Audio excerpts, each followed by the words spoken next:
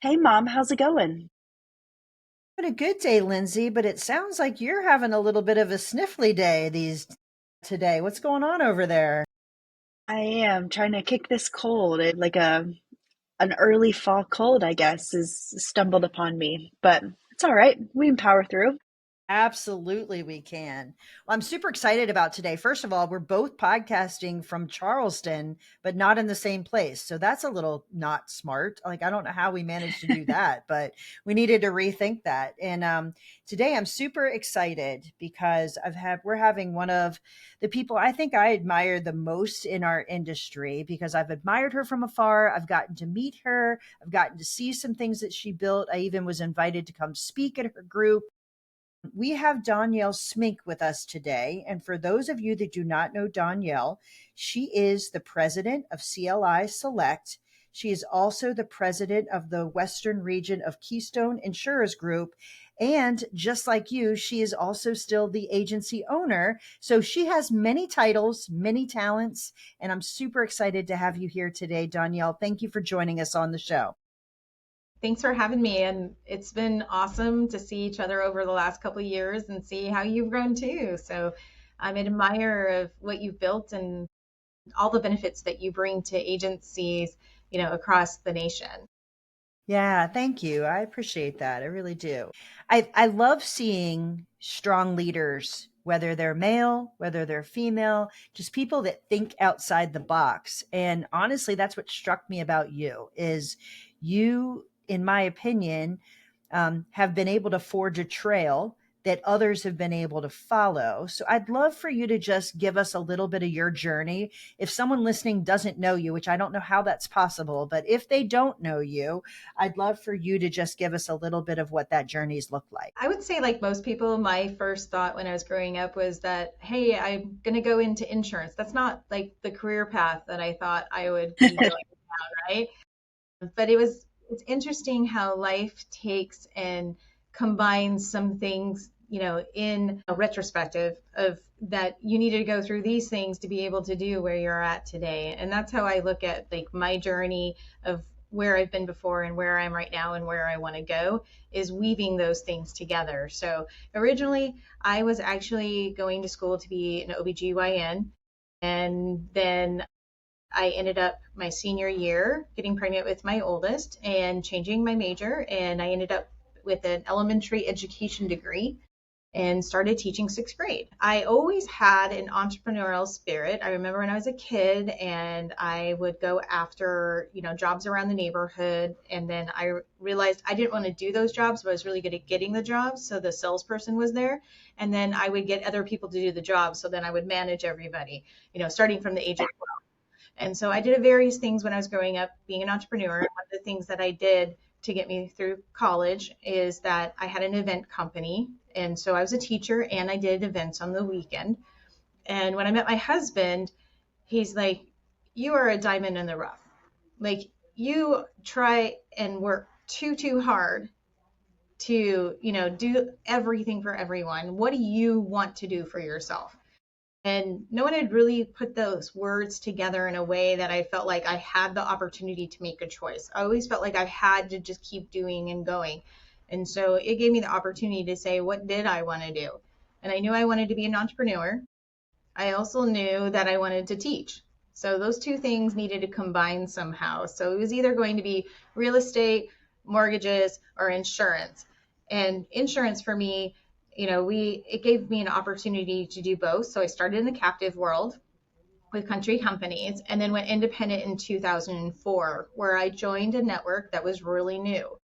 And back in the day, networks were that wasn't something that you joined. And independent, especially out where I'm at in Arizona, wasn't very popular. So when I took that leap and declared my independence, it wasn't something that it was a known thing that there's this group and that group, what they can do for you. It was more of I believed what Ken Walters, who started CLI for us, could provide for us. But I also was in my 20s and told him that someday I'm going to leave and I'm going to do exactly what he's doing and all the ego out there and in the way. But also gets you moving forward. So it has its good points. It also can get in the way of listening sometimes. So that's one of the things I learned. And so he said, I believe you. And to have somebody that says that they believe you and take that leap with you means the world. So I had two great men in my life that helped lift me up. My husband, who pushed me to do whatever I needed to do to make sure that I shined. And then I had a business dad that was behind me too. So I started my agency, started in construction, in commercial side of it. And one of the things I realized is I had a background in it because my dad was in construction, but also it differentiated me out there. And I always say, if you can go somewhere and people can, they can recognize you, see you, you look different, then that's an advantage. That's not a disadvantage. And then the second thing is if people underestimate you, let that empower you instead of making it feel like you cannot do it. I always say that go ahead, underestimate me, and then I'll put my cape on and, I'll show you my superpower. And that's my superpower. So I never looked at it as something was bad. So I went into the construction world, and yes, I wore high heels sometimes on a construction site because I do love my heels, and it differentiated me. So it really became something that grew. And then in 2007, Ken Walters came to me and said, I think I'd like to retire. And I had started recruiting a couple of agencies with us, and we were still, relatively small size. And so I bought him out in 2008. And at that time, like my husband and I created a web-based CRM and management system. And sometimes the world isn't ready for your ideas. I learned that in 2007 because I gave it to our agencies for free and they didn't use it. And then my husband's like, I have another job. I don't want to maintain this forever. So then fast forward today, we finally have those type of systems, but we didn't back in 2007. And so I look at it that it was a great experience to create it because it makes me understand technology. So it's all those pieces that I was talking to you about, like you collect them. Like I was a teacher, I was an owner, I was somebody that built technology. So I understood what it took to build that technology. So now as I interface with technology companies, I'm able to be able to work with them well. So we continue to grow. I continue to own my agency as a member of the group as well, which I feel like is really unique. And I started seeing groups change. I started seeing that there was a lot more attractiveness to becoming a part of the group. The carriers were a lot more comfortable with groups, but I also saw that we needed to change faster than we were changing, and we needed to bring more benefits to our agencies for them to be able to compete. So that's when we started going, how do we create this road? And we titled it The Road to 200. And the thought process behind it was if we had 200 agencies, what could we provide for them as far as resources? So we started creating documentation teams that they could use. We started creating a tech expert to help them understand their tech stack. We had a team member that came on that started helping them understanding their brand. So we started creating these items. And last year, I had the opportunity to talk with, actually almost 2 years ago now, with Keystone Insurers Group. And we were talking at a conference about claims management because that was the next thing on our road to 200. We wanted an expert in claims because agency owners are not claims experts. And so we wanted to be able to provide them that type of support. So last year we combined with them and merged with them to be a separate subsidiary for CLI Select so that we could utilize some of the business resources that they had, like risk management.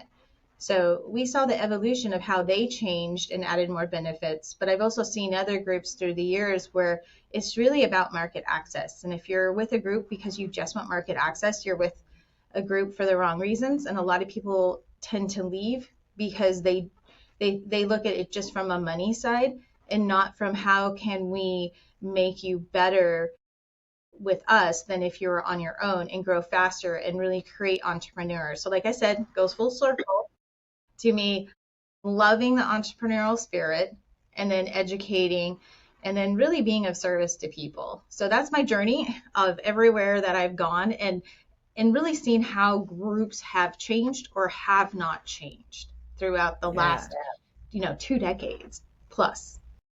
Crazy, right? Crazy. So, my goodness, as I'm listening to you talk about your journey, it reminds me a little bit of mine. I know that sounds crazy, but my journey was not a straight line by any stretch of the imagination, but it was also, we have some similarities in there, in that what I started doing and what I ended doing are so well connected, but the way I got there was the craziest route you'd ever think about.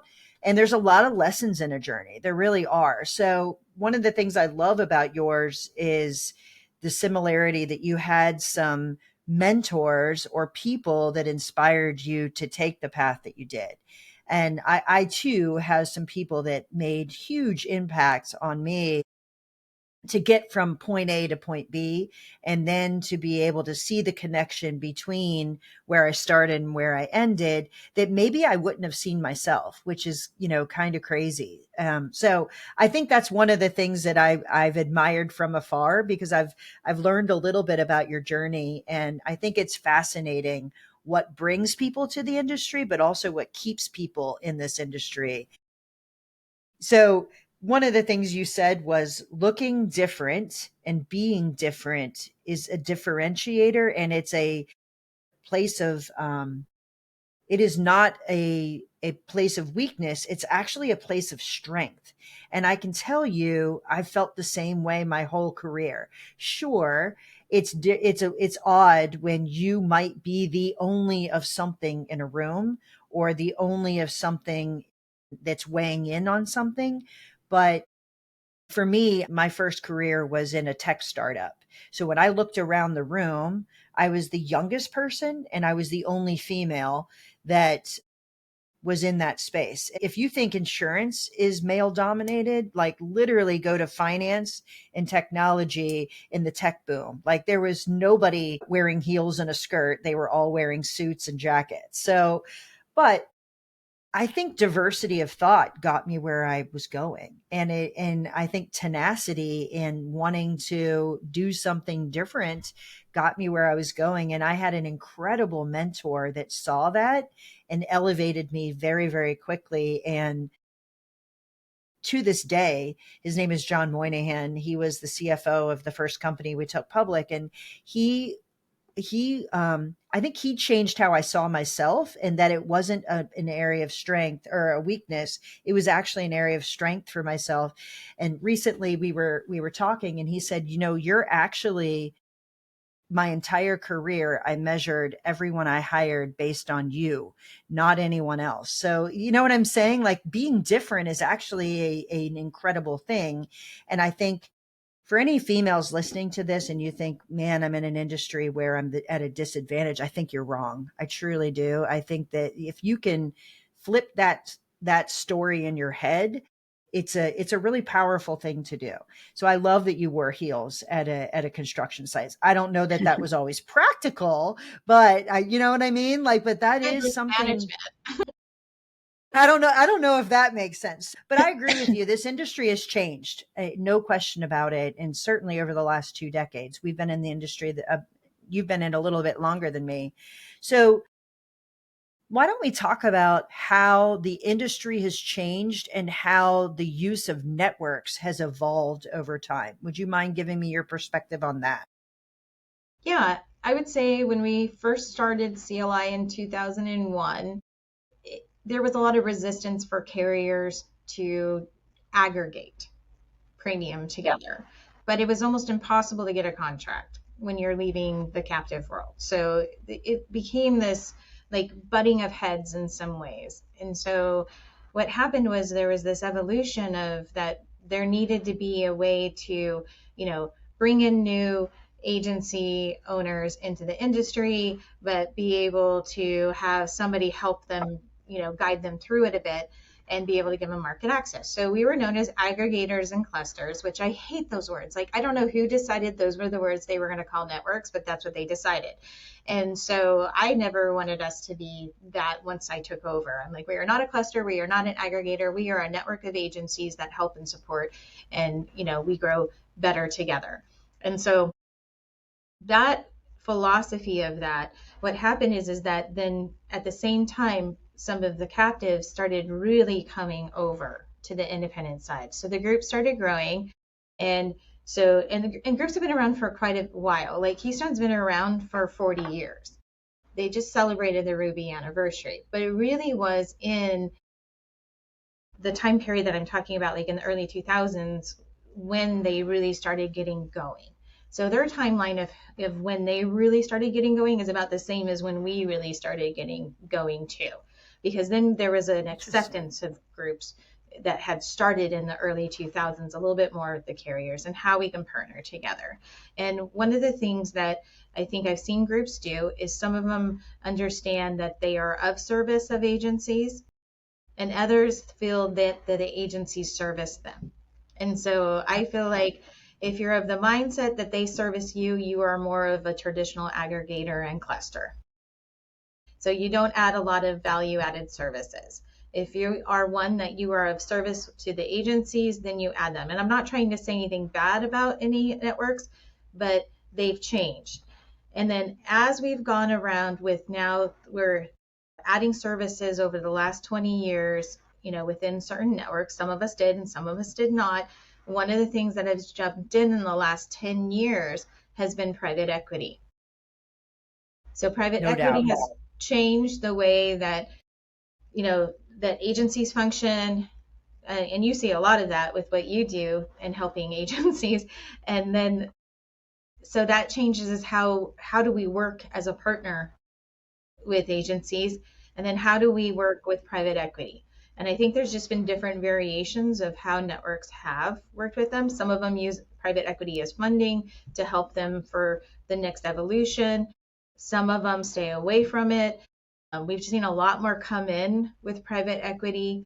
So that's part of it. So it's going to play a part in the next couple of years as well. Still, that's still going to be part of our world of it. So the networks are evolving with private equity as well as the agencies. So I don't always think that that agencies understand that networks are facing some of the hard market that they are too, because we can't rely just on market access anymore, right? But we're also pressures of leverage matters, and having financials matter so that you can back it up and support the agents. And so we're contemplating as networks the same things agency owners are too. And so you're seeing some of that. I see, for me, I see where have we been before as a networks, and traditionally being clusters and aggregators, to where we are right now. And then I always try to say, where do I think it's going to go? Yeah. Sometimes if you're always of the mindset of not getting caught up with where we've been before, where we are right now, but how you can look in the future of where you want to position yourself. Sometimes everybody that's looking in the past and then right now, they won't understand some of the moves you make. And that's okay. So as a leader, you've got to be okay with understanding that some people may not see what you see, and you may be wrong too. That's the other thing. You're always taking risks, right? So like for me, mine was like, I knew we needed some resources to help our agencies through the hard market. I knew that with intensity of claims, that there is a backlog of claims that need help to be mitigated, not just for us, but for the carriers. So the carriers need that help too, because during it, like give a perspective on it. I was on a couple of COVID councils during COVID for carriers, and they had, talked about how they had a lot of their claims people and underwriting people, they gave them early retirements. So then we got this whole new fresh blood of people that are new within the industry, mitigating claims when the most amount of claims have ever happened in the industry. Yeah. Okay. So we've had more claims escalations, but less support So that's one of the things I felt was really needed for agencies, was having that type of support, which we've gotten from Keystone. So that's been a key factor Yeah. for agency owners, because it's very stressful if you have a client that a claim is not going well and you're trying to mitigate it with a carrier, but you're not a claim specialist and you're not a lawyer. Sure. So Yeah. trying to do that can be costly. Trying to do that can be frustrating. You can lose a client. You can have an E&O. So those are some like benefits that I wanted to bring to the table. So future forward for me was that I feel like networks in the future are going to be focused on making people better, or agency owners better entrepreneurs, that they Yeah. really understand how to manage their business. And if they don't understand certain aspects of their business, they need to figure out how to resource. Like, I use you as a resource. Most agency owners should not be in their financials. They are not awesome at it. They like to do the sales rounding up of things, right? And Of then course. Yeah. and then the rounding down of expenses, and then you end up with a P&L that's not even actually honest or accurate, right? And then they're like, and then they like to talk about like their future EBITDA margin, and I'm like, you don't even understand what that is. So like, Exactly. have an expert do it. So I really see teaching entrepreneurs to, resource out some of the things that they need to get done for their agencies, but they shouldn't be doing. So my goal is always like, what is not my superpower? And then how do I not take it on and that becomes my kryptonite? But I take and I ask somebody else to use their superpowers and we team up. 100%. So I love the idea that you're like, okay, you got to get your crystal ball out and you got to think about what's the next 5, 10, 15 years look like, not how did we do it 30 years ago? Because if you continue to look in the rear view mirror, it's going to be really difficult to compete in the future. And COVID is a perfect example.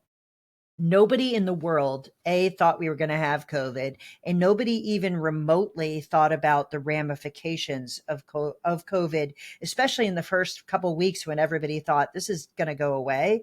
But it's changed how people do their work, where people do their work. It changed the dynamic inside our industry because there was this lull and there was this really change in a lot of different industries and a lot of different needs. And then all of a sudden what came behind it when the economy changed, like it was a crazy catalyst for change. And if you were not nimble, it was either your best year or your absolute worst year, but there was very little middle ground. So if you Mhm. weren't ready with technology, if you weren't ready to think about remote work, if you were not ready to think about changing your approach, it made it super difficult. But what's really interesting is we've not swung the pendulum all the way back. It's a matter of now, where are we going to go with how risks are changing, what technology is going to do. Like, adopting technology is no longer a maybe, it's a must in order to compete with other agencies, or you will eventually have difficulty competing and potentially be acquired by those agencies that continue to grow and thrive. Like, I don't know another way to say that. And that sounds super harsh, but that's the reality of what's happening in our industry. So being part of a network where you have a community gives you some opportunity to expand your abilities to either grow by acquisition, to grow in, but to learn from each other and go through this journey together. Where, like, for instance, my crystal ball doesn't look anything like Lindsay's crystal ball. Like, her perspective on the industry is nothing like yours or mine, Dawnyel. She sees it from a different perspective. And if we're being real, she's got a longer future in this industry than both of us. So the diversity of thought is incredibly important to make that journey make sense. But it does take some people that are willing to ask themselves the hard questions to figure out, what should a network provide? What should agents be asking of a network? What should networks be asking of agencies in order to make sure that the relationship makes sense? It's no longer what can you do for me, it's what can we do Yep. together, right? And I think that's a differentiator big time. Absolutely. I think coming together as a team is vital. Yeah. And understanding like we are a resource for them as a team member, as a team player. One of my best ways to get commercial clients is I will in the past have gone, especially larger accounts where I had, in the beginning, no business walking into there. I had I really didn't know what I was doing in the beginning, but thank goodness I had some really great underwriters and carriers that supported me, gave me training, gave me guidance. But I had enough confidence to walk in there and be able to tell them, I may not be 100% on everything. I'll let you know that, and I will go and check. But the biggest thing that I would do for them is I would walk in and I would say, I want to be a member of your team for that client. Now, you're going to pay for insurance, and you're going to make changes as a business owner that are going to impact your insurance. Now, if you made a change as a business owner and you didn't tell the rest of your team about it, would that change actually get done? Would your business thrive and survive? No, it would not. So you cannot treat me not like a team member.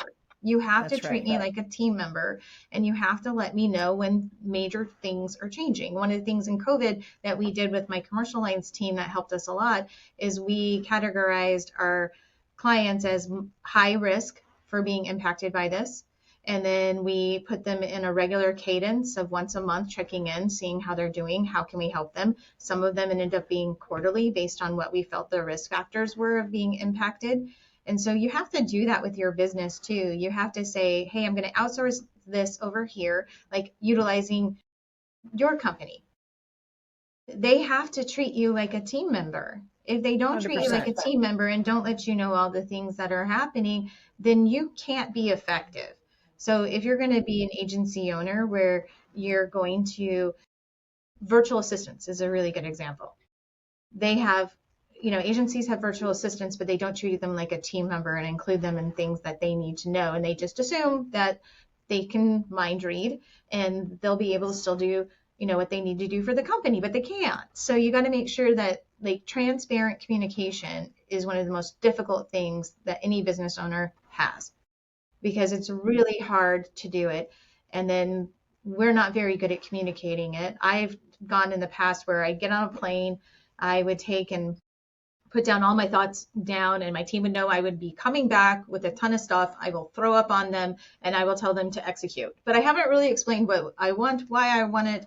And so I got a lot better at distilling down, yes, we should do this right now. No, we shouldn't. This should go in a parking lot, and making sure that I wasn't throwing up everything that I had accumulated on the plane anymore.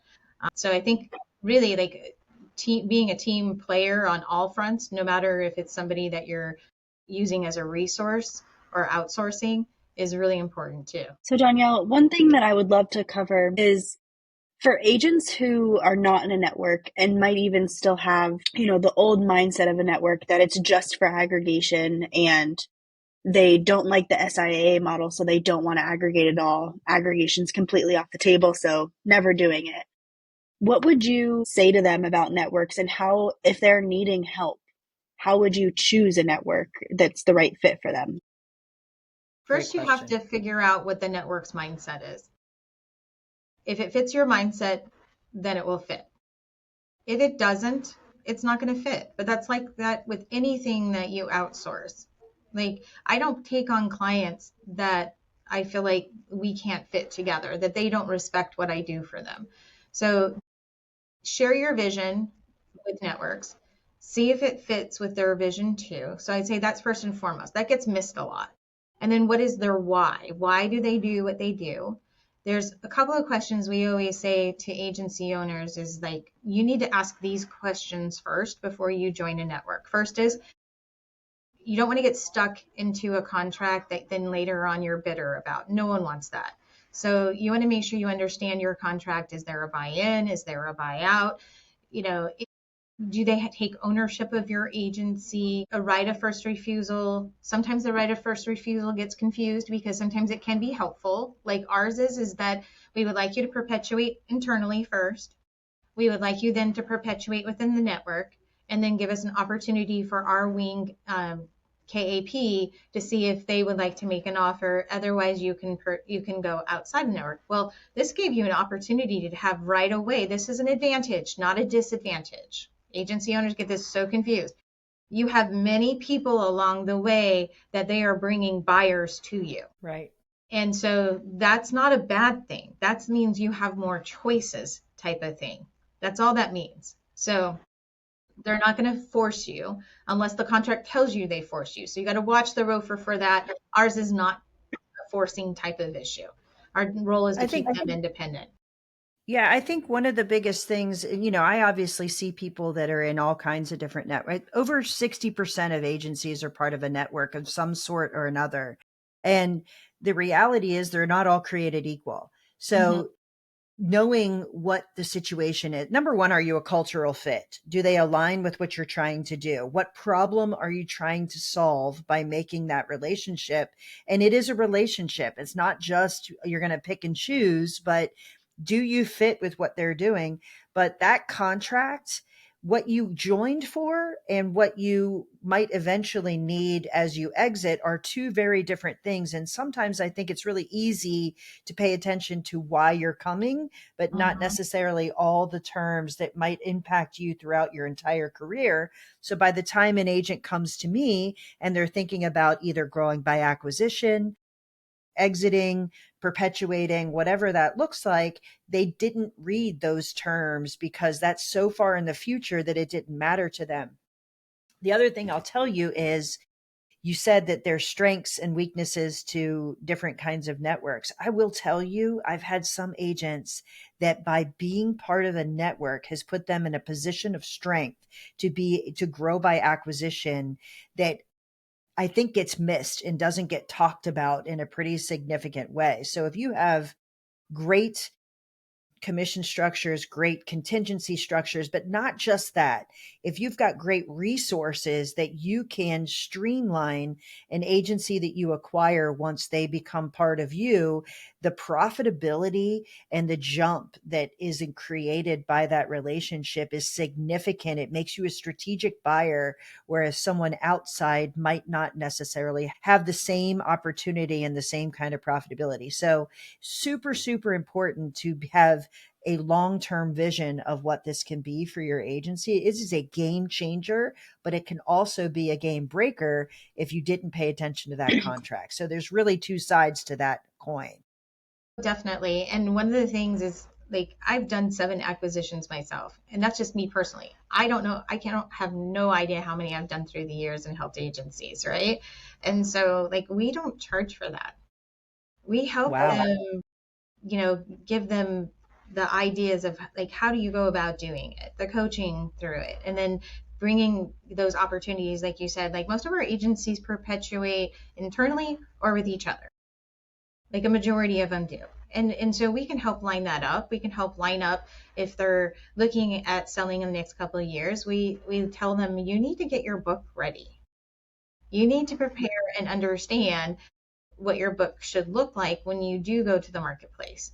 And those are things that we're setting them up, not because we're getting anything out of it. We get this much from them. They get zero, like no dollars from the sale of their book of business. But I've seen it go wrong. I've done it wrong. I've done acquisitions poorly, but I've done some acquisitions where I bought it for a carrier access sometimes that I could bring that carrier into the network. I've also done acquisitions where I knew that their commissions were 5 points less than ours, but I'm not going to put that into the sell. They don't need to know that. Right? Or I know that this is a carrier that we typically are able to obtain decent profit share. Well, that's in my metrics in there when I'm doing my, overview of an agency when I'm doing acquisitions. So like those are things that you look at because like you said, you use the leverage. For me, business is leverage. Where can you get your leverage? And then how do you use that leverage? If you have leverage, and this is like, I see a lot of agencies that do this, even in our group, they don't use the leverage they have with us as much as they should because they don't have that relationship with leverage. Mine is always of, we have this leverage, we should utilize it.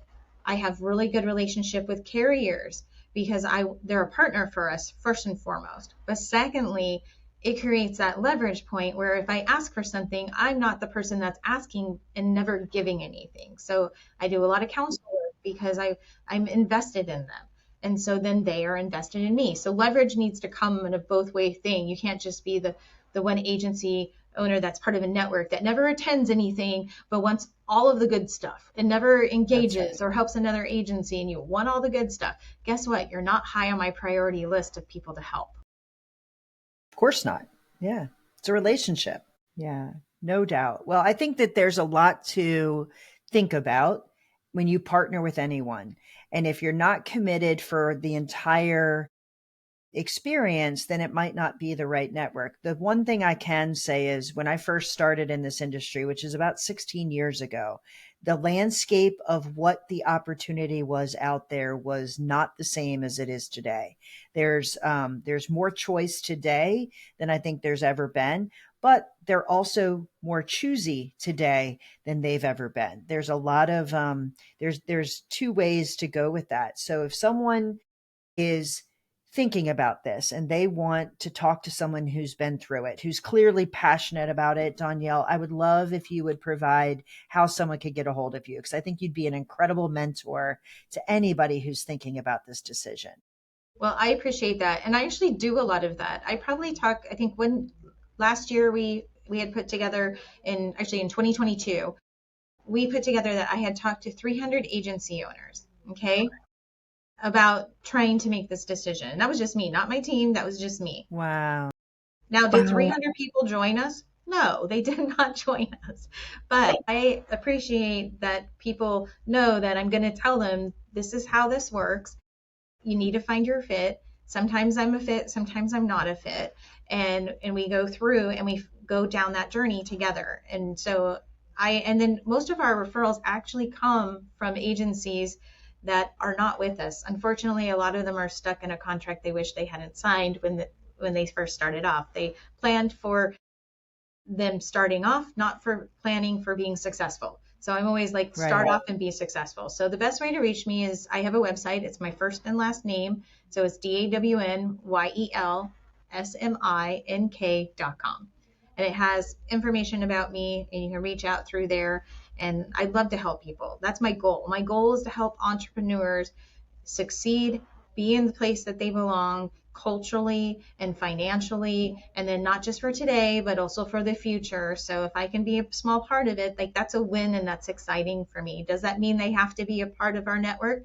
No, it does not. So I'd be more than happy to help. I love that. Well, thank you so much for coming on and being our guest today. I've been long awaiting the conversation with you, and I think that anyone listening got a great deal from what you had to share. So thank you for being our guest. Thank you. Awesome.